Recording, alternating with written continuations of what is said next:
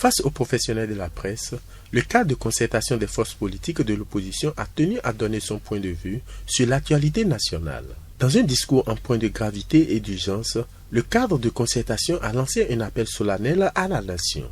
Souffrez que je rende un hommage solennel et mérité à nos soldats tombés les armes à la main au point triple du fait des défaillances non encore élucidées, ces femmes et hommes qui, mus par un sens aigu de devoir patriotique, ont donné leur vie pour la nation.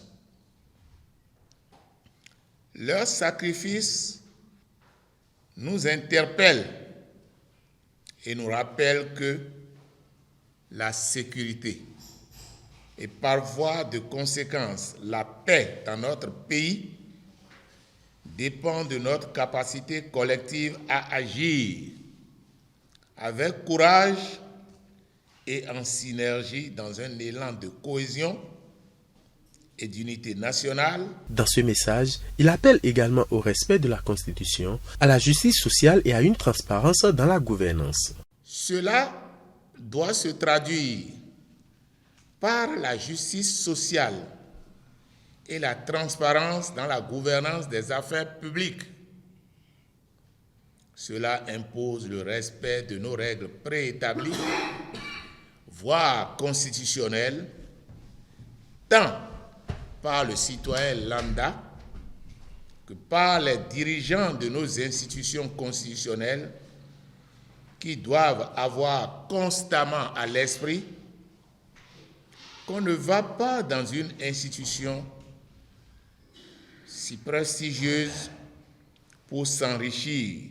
Le cadre de concertation des forces politiques de l'opposition a aussi rappelé l'importance cruciale d'un fichier électoral fiable, qualifié de préalable indispensable à toute élection libre et crédible. Le comité de pilotage de l'audit du fichier électoral est, malgré quelques réserves, installé et présenté aux représentants du chef de l'État.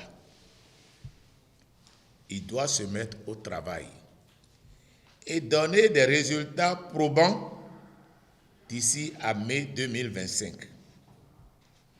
Parallèlement, nous avons rencontré des missions diplomatiques suivies de courriers en vue d'une mobilisation internationale pour soutenir le Bénin pour le retour à un cadre démocratique équitable.